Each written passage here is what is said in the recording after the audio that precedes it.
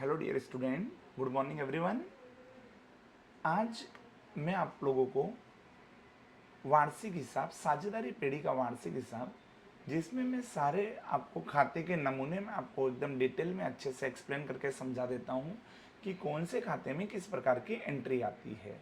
जैसे देखा जाए कि व्यापार खाते में क्या आता है, लाभ हानि खाते में क्या आता है, लाभ हानि वितरण खाते में क्या एंट्री आती है, साझेदारों का पूंजी खाते में क्या एंट्री आती है, पक्की तलपट में क्या आती है, उन सब की जो हिसाबी असर है मैं आप लोगों को एकदम डिटेल में एक एक करके समझा रहा हूँ।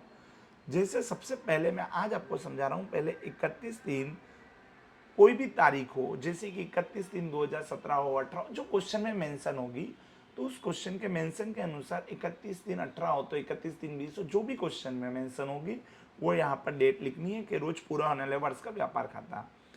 ये उधार होता है, ये साइड का जमा होता है। अब मैं आपको नमूना पूरा समझा रहा हूँ।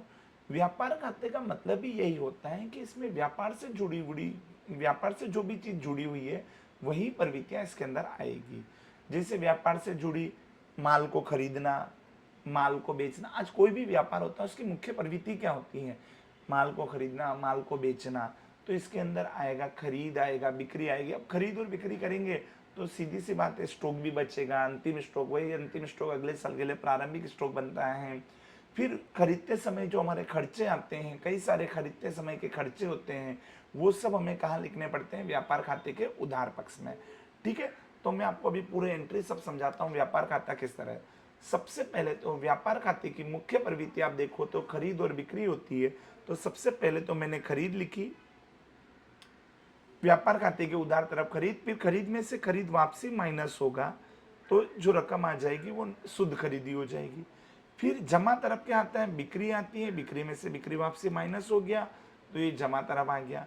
और जो प्रारंभिक स्टॉक है वो कहाँ पर आएगा? व्यापार खाते के उधार में। और अंतिम स्टॉक कहाँ पर आएगा? व्यापार खाते के जमा साइड में। अब आप सोचो, जब मैं खरीद करूंगा, बिक्री करूंगा, तो सीधी सी बात है, खरीद और बिक्री करते समय हमारा लास्ट में कुछ ना कुछ अंतिम स्टॉक बचेगा। तो ये अंतिम स्टॉक व्यापार खाते के जमा में आएगा और वही आने वाले साल के लिए क्या बन जाएगा? प्रारंभिक स्टॉक। तो वो व्यापार खाते के उधार में आ जाएगा। और आपको पता ही है, खरीद में से खरीद वापसी माइनस होती है, बिक्री में से बिक्री वापसी माइनस होती है। फिर उसके बाद में आगे बढ़ूं तो अब आपके मन में एक डाउट है कि भाई व्यापार खाते के उधार तरफ कौन से खर्चे आते हैं? तो मैं आपको बता दूं, व्यापार खाते के उधार तरफ में कौन से खर्चे आते हैं तो आप देख रहे होंगे, आवक, मालगाड़ी भाड़ा, मजदूरी, जकात, नोट, डेमरेज, कस्टम ड्यूटी, ये सब चीज़ें आप इसके अंदर देख रहे होंगे। ये सब चीज़ें कहाँ पर आती हैं? व्यापार खाते के उधार में। अब मैं आपको समझाता हूँ, मतलब व्यापार खाते के उधार में कौन सी एंट्री आती है? जब अपन वस्तु को खरीदते हैं ना, तो खरीदते समय जितने भी खर्चे होते हैं वो सब व्यापार के उधार में आते हैं। मतलब जब तक वस्तु तैयार ना हो, या जब तक हम तैयार वस्तु लाते हैं और हमारी दुकान पर जब तक ना पहुंच जाए, हमारे व्यापार में जब तक ना पहुंच जाए, तब तक के जितने भी खर्चे हैं वो सब व्यापार खाते के उधार पक्ष में आते हैं। हाँ, हमारे दुकान पर गुड्स पहुंच गया, माल पहुंच गया, उसके बाद के जो खर्चे हैं वो अपना कहाँ पड़ जाएगा? लाभ हानि खाते के उधार पक्ष में। तो अभी हम व्यापार खाते के उधार पक्ष में कौन से खर्चे जाएंगे? जो गुड्स को लाने के, माल को जो लाने के खर्चे होते हैं वो हमारे पूरे व्यापार खाते के उधार में आएंगे। जैसे कि आवक, मालगाड़ी भाड़ा, जैसे कि मजदूरी, जकात। जकात मतलब जब दूसरे स्टेट से, दूसरे राज्य से जब हमारे राज्य में माल आता है तो हमको क्या करता है, वहाँ के राज्य की जो अथॉरिटी, गवर्नमेंट होती है, वहाँ पर हमको टैक्स देना पड़ता है जकात के रूप में। फिर डैमरेज हो गया, कस्टम ड्यूटी हो गई। अब कस्टम ड्यूटी का मतलब क्या होता है? समझो जब हम कहीं माल बाहर से मंगा रहे हैं, विदेश से मंगा रहे हैं, आयात कर रहे हैं, तो हमारी यहाँ की जो कस्टम डिपार्टमेंट है उस माल पर हमसे क्या लेगी? कस्टम ड्यूटी लेगी। उसके बाद डेमरेज क्या होता है? समझो डेमरेज मतलब हमारा बंदरगाह पर समझो माल पहुंच गया, बंदरगाह पे माल पहुंच गया और हमें टाइम देते हैं कि आपको 5 दिन के अंदर ये भाई माल को उठा ले जाना है, डिलीवरी आपको ले जानी है यहाँ से। लेकिन समझो 5 दिन से भी हमारा लेट हो जाता है तो वहाँ पर हमको डेमरेज एज ए पेनल्टी के रूप में वहाँ पे भरनी पड़ती है। उसके बाद तोलाई क्या होता है? समझो हम माल को वजन करवाते हैं तो वजन का जो होता है तोलाई। गोदी चार्ज मतलब जब जहाज से माल आता है, तो जहाज से जो माल आता है, तो समुद्री जहाज से जब माल आता है तो उस माल को लाने का समुद्री जहाज का जो भाड़ा होता है वो हमारा गोदी चार्ज हो गया। महाजन लागू मतलब वस्तु को खरीदते समय की जो दलाली है, जब हम वस्तु खरीदते हैं तो उसके खरीदते समय की जो दलाली होती है, माल के ऊपर जो दलाली लगती है, वो हमारी क्या हो जाती है? महाजन लागू हो जाती है। उसके बाद कारखाना के जितने भी खर्चे होंगे, कारखाना में कारखाना का लाइट बिल हो, कारखाने का भाड़ा हो, कारखाना का कोई भी खर्चा हो, वो सब भी कहां पर आएगा? व्यापार खाते के उधार पक्ष में। यानी कि आप सोचो व्यापार खाते के उधार पक्ष में क्या आ रहा है? सबसे पहले प्रारंभिक स्टॉक, खरीद माइनस खरीद वापसी, खरीदी से संबंधित जितने भी खर्चे हैं, आम मजबूत एक शॉर्ट में बोलूँ तो आवक माल गाड़ी भाड़ा मजदूरी जकात नूर रेलवे नूर हो गया, जकात हो गया, नूर हो गया, डेमरेज हो गया, कस्टम ड्यूटी हो गई। अच्छा, जकात को चुंगी बोलते हैं, जकात का दूसरा नाम चुंगी है। और उसके बाद एक रेलवे नूर आता है, वो भी कहाँ पर आता है? व्यापार खाते के उधार में। कस्टम ड्यूटी हो गई, तोलाई हो गई, गोदी चार्ज हो गई, महाजन लागू, कारखाना संबंधित खर्चे, ये सब कहाँ पर आते हैं? व्यापार के उधार में। जमा में क्या आता है? बिक्री माइनस बिक्री वापसी। अन्य रीति से गया माल, जैसे आग से चल गया माल, बाढ़ से बह गया माल, चोरी से चला गया माल, आहरण से गया माल, जितने भी अन्य रीति से जब माल जाता है तो उसकी एंट्री कहाँ पर आती है? व्यापार खाते के जमा में। मतलब या फिर व्यापार के जमा में करना हो तो ठीक है, नहीं करना हो तो आपका माल अन्य रीति से गया, इसका मतलब जो आपने माल खरीदा था वो माल आपका कम हो गया, तो आप या तो अन्य रीति से जो गया माल है वो व्यापार के जमा में कर लो। व्यापार के जमा में नहीं करते हो तो उसका दूसरा ऑप्शन भी है, आप खरीदी में से माइनस कर सकते हो, दोनों में से कोई एक चीज। फिर उसके बाद अंतिम स्ट्रोक आती है व्यापार के जमा में। अब मैं टेली करता हूं तो टेली में समझो यदि हमारा जमा साइड का टोटल ज्यादा हुआ तो जमा साइड का टोटल ही यहां पर लिखेंगे और उसके बाद ये सब उधार वाली चीजें माइनस करेंगे। सबसे पहले तो अपन क्या करते हैं, जमा का टोटल किया, जमा का टोटल यहां लिखा, इसमें से अपने उधार वाली सारी चीजें माइनस करेंगे तो जो बचेगा उसको क्या बोलेंगे? सकल लाभ। और मान लो उधार वाला टोटल ज्यादा आया, मान लो तो उधार वाला ही टोटल अपन यहाँ जमा में लिखेंगे, जमा में से जो माइनस करेंगे तो जो बचेगा उसे क्या बोलेंगे? सकल हानि। ठीक है, ये व्यापार खाता हो गया। मतलब व्यापार खाते की मुख्य प्रवृत्ति है खरीदना बेचना, माल को खरीदना माल को बेचना, ये व्यापार खाते की मुख्य प्रवृत्ति है। और इसमें खरीदी से संबंधित जितने भी खर्चे हैं वो सब व्यापार के उधार में आते हैं। अब जब माल को खरीदा वो सब खर्चे व्यापार के उधार में, और जब खरीद लिया उसके बाद के जो हमारी दुकान पे पहुंचने के बाद के जितने भी खर्चे हैं वो सब हमारे लाभ हानि खाते के उधार में आएगा। शॉर्ट में कहूँ तो प्रत्यक्ष जितने भी खर्चे ना माल को खरीदते समय के जो प्रत्यक्ष खर्चे हैं वो व्यापार के उधार में आते हैं, और उसके बाद के जो भी खर्चे हैं वो सब लाभ हानि के उधार में आते हैं। जैसे अभी मैं लाभ हानि खाता स्टार्ट कर रहा हूं, जैसे देखो वही 31/3 जो भी तारीख दी हो क्वेश्चन में वो लिखना है कि रोज पूरे होने वाले वर्ष का लाभ हानि खाता। अब इसमें सबसे पहले तो सकल लाभ और सकल हानि जो व्यापार खाते में आई थी उसको ट्रांसफर कर दो। ये देखो सकल लाभ ट्रांसफर, सकल लाभ आया तो लाभ हानि के जमा में कर देना, सकल हानि आई तो लाभ हानि के उधार में कर देना। अब मैंने क्या बोला, लाभ हानि के उधार में वही खर्चे आएंगे जो एक बार माल आ गया हमारी दुकान पर उसके बाद के जितने भी खर्चे हैं सारे के सारे खर्चे कहां पर आएंगे? जितने भी इनडायरेक्ट खर्चे हैं मतलब अप्रत्यक्ष खर्चे हैं वो सारे के सारे कहां पर आएंगे? लाभ हानि खाते के उधार पक्ष में। जैसे कि विज्ञापन किया, विज्ञापन का खर्चा, कोई भी फुटकर का चाय पानी का खर्चा, नाश्ता करवाया, नाश्ता मंगवाया, वो सब खर्चा व्यवसाय में, वो सब छोटे मोटे, अपने स्टाफ को वेतन देना, कमीशन देना किसी को, एजेंट को, ऑफिस के कोई खर्चे हो गए, बीमा प्रीमियम हम जो भरते हैं, समझो दुकान का बीमा प्रीमियम, माल का बीमा प्रीमियम जो भी अपन भरेंगे, दिया बट्टा यदि हम अपने कस्टमर को बट्टा देते हैं, भाड़ा चुकाते हैं, जावक माल गाड़ी भाड़ा हो गया, डूबत ऋण हो गया, बेरा बिल बिजली खर्च हो गया, अब देखो स्टेशनरी खर्च हो गया, रिपेयरिंग खर्चा मतलब कोई चीज, अब कानूनी खर्च, ऑडिट खर्च, दलाली हम किसी को दे रहे हैं, बोनस हो गया, गोडाउन भाड़ा, पैकिंग खर्च। हाँ, ली लोन पर ब्याज, ली लोन पर ब्याज, हम लोन लेते हैं तो उसका ब्याज हमारे लिए क्या होगा स्टूडेंट? सिंपल सी बात है, लोन लेंगे तो उसका ब्याज हमारे लिए खर्चा होगा। असामान्य नुकसान जैसे आग से नुकसान, बाढ़ से नुकसान, भूकंप से नुकसान, किसी भी अन्य रीति से यदि हमारा असामान्य नुकसान होता है, देखो सामान्य नुकसान किसे बोलते हैं? जो नुकसान हमारा रोज रोज होते रहता है वो सामान्य, वो एक हैबिट्यूड हो गया। असामान्य नुकसान से हमें दर्द होता है, क्या होता है? दर्द। आग लगती है तो असामान्य नुकसान है, बाढ़ से नुकसान होता है असामान्य नुकसान है, संपत्ति बेचने से नुकसान हो, अच्छा माल बेचने से नुकसान इसमें नहीं आएगा, माल बेचने से नुकसान कहीं पर भी नहीं आता, वो तो हमारा रूटीन वर्क है। लेकिन कोई संपत्ति को बेचते हैं तो उसका जो नुकसान होगा वो इसमें आएगा, डाक खर्च। इस तरह से आप देखो ये जितने भी मैंने लिस्ट ये जो देख रहे होंगे वो सारी लिस्ट कौन से खर्चे? माल अपने दुकान पर पहुंचने के बाद हम जो खर्चे करते हैं वो सारे खर्चे इसमें हैं। इसके बाद आप देखो लाभ हानि के जमा पक्ष में क्या आएगा? उधार पक्ष में लाने के बाद के जितने भी खर्चे वो सब आएगा, और लाभ हानि के जमा पक्ष में क्या आएगा, जितनी भी आवक होगी। आवक हमारी कई सारी हो सकती है, जैसे प्राप्त कमीशन, प्राप्त भाड़ा, प्राप्त दलाली, प्राप्त भत्ता, प्राप्त बोनस, दी लोन पर ब्याज। हाँ, दी लोन, हम यदि किसी को लोन दे, यानी कि या तो हम किसी को लोन दे तो सीधी सी बात है, लोन देंगे तो उसका ब्याज हमें मिलेगा, तो ब्याज हमारी आवक हो गई।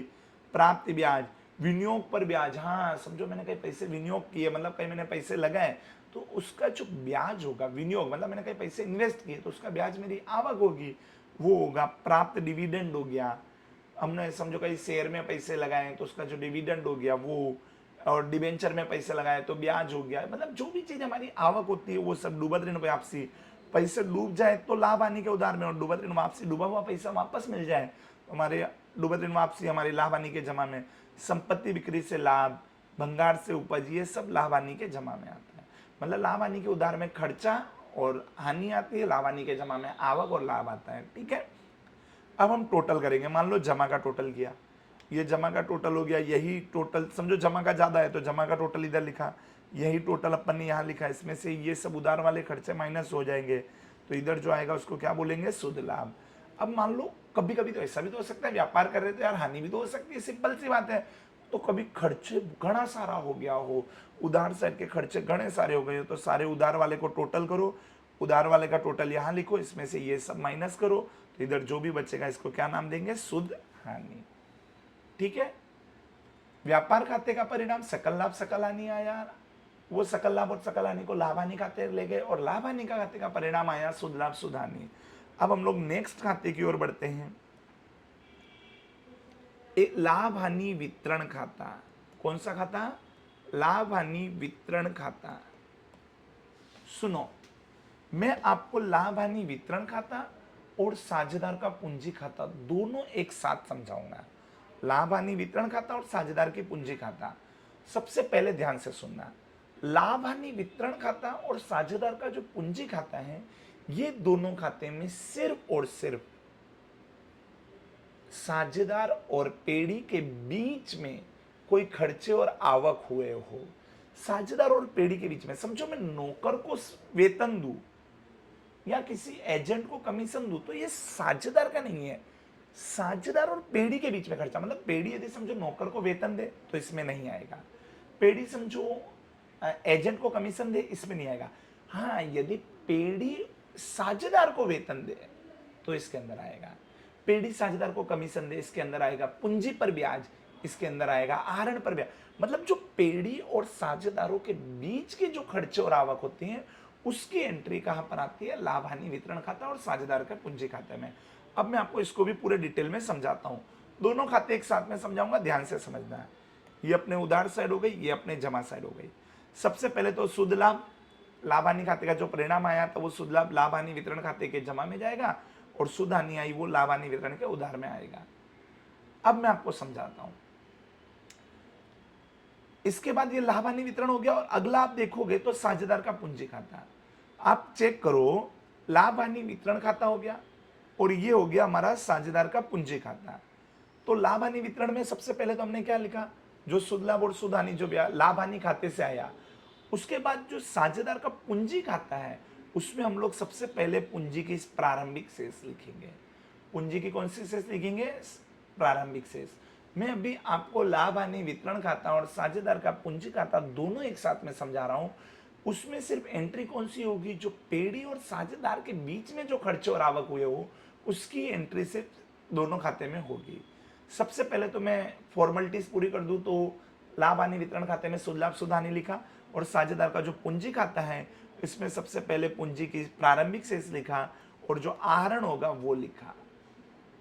ठीक है, अब मैं आपको दोनों खाते में समझाता हूं एक एक एंट्री।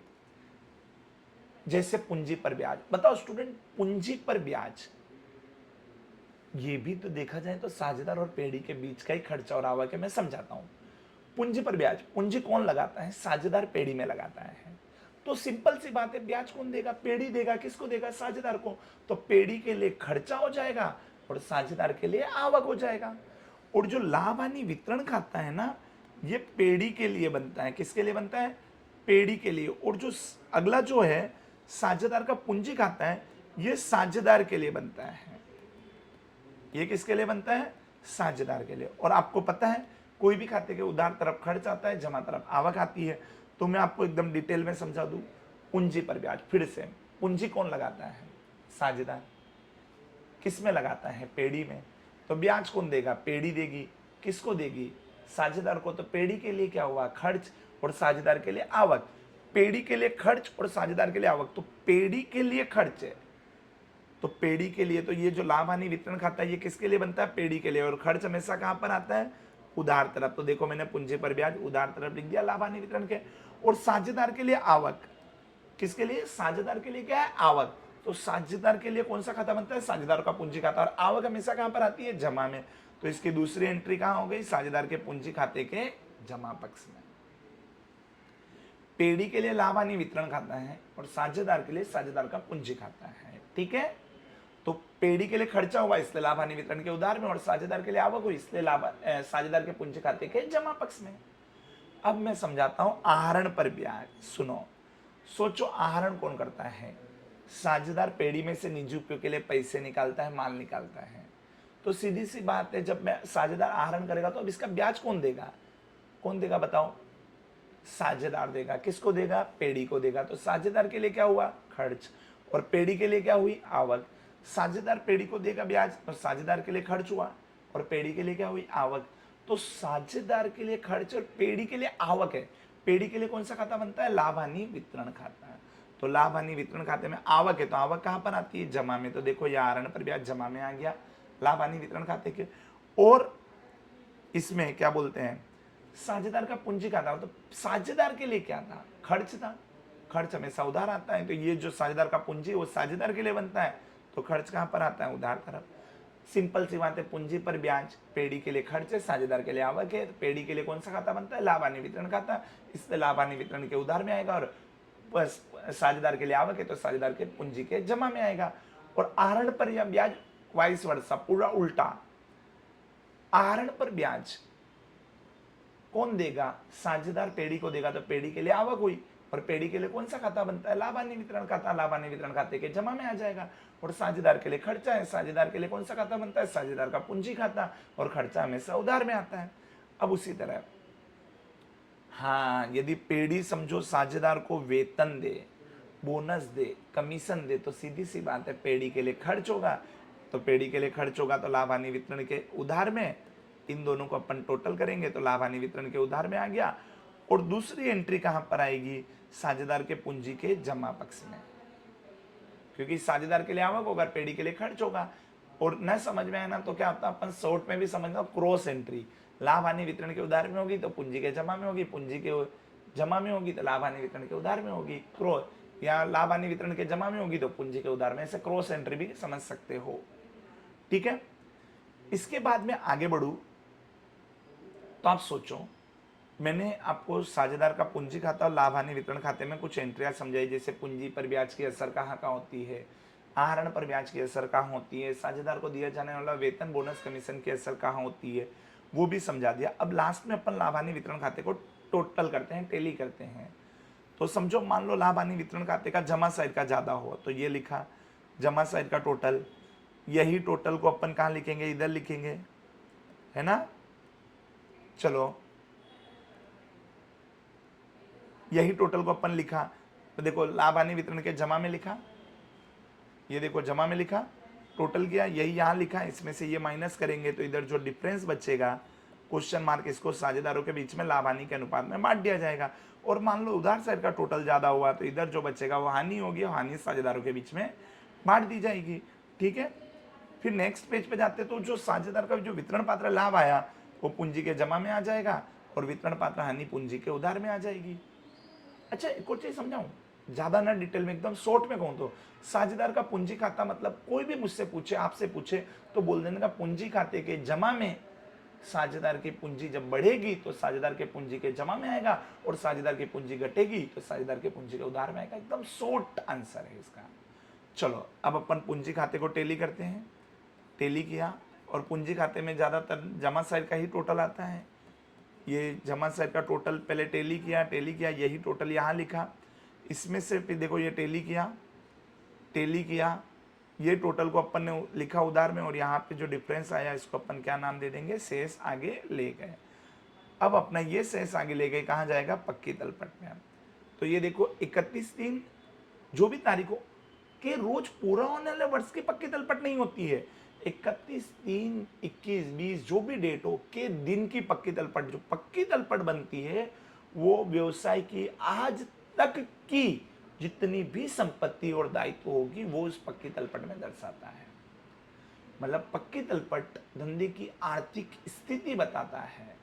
जो व्यापार लाभ हानि खाता पढ़ाता तो वो तो धंधे का परिणाम बताता है, ये जो है वो धंधे की आर्थिक स्थिति, धंधे की संपत्तियां कितनी है और सामने दायित्व पूंजी कितना है ये बताया जाता है।